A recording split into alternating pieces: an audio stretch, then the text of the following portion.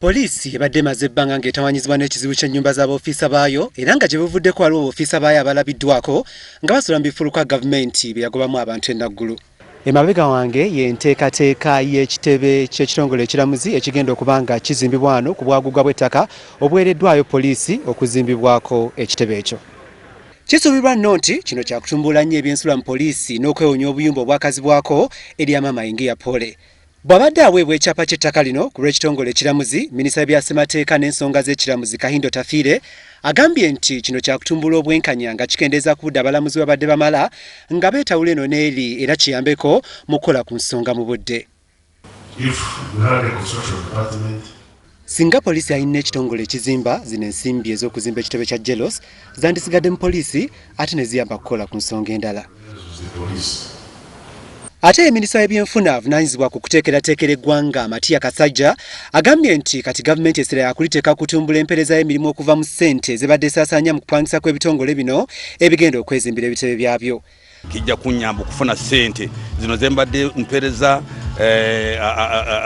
bannannyini bizimbe zinsobozese okutambuza ebintu byetaagisa n'okusasula ssente nga gavumenti bw'etambula.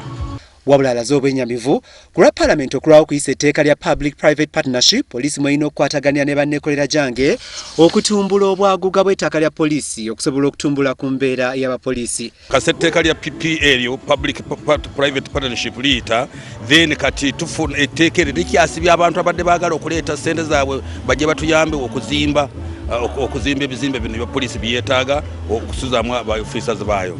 Mu kifo kino era waakuzimbibwawo ekitebe kya minisitule y'ensonga z'omunda mu ggwanga kkooti ejulirwamu wamu n'ebitongole bya gavumenti ebirala bingi era nga kino kisuubirwa okumalawo omugoteko gw'abantu ku minisitule evunaanyizibwa ku nsonga ez'omunda mu ggwanga. Kiri ekikujinja road tujja kukiwa migration ejja kufunawo okukolera then basobole kurukurutinga abantu abapya n'okubeera mu offices ezimala bateeke muna equipment high technology esobola kubayamba kukola ku mirimu gyabwe. Omulimu guno ogusuubirwa okwemmenta obukadde bwa $8 80 bulambirira gwakutandika n'omwaka gw'ebyensimbi guno.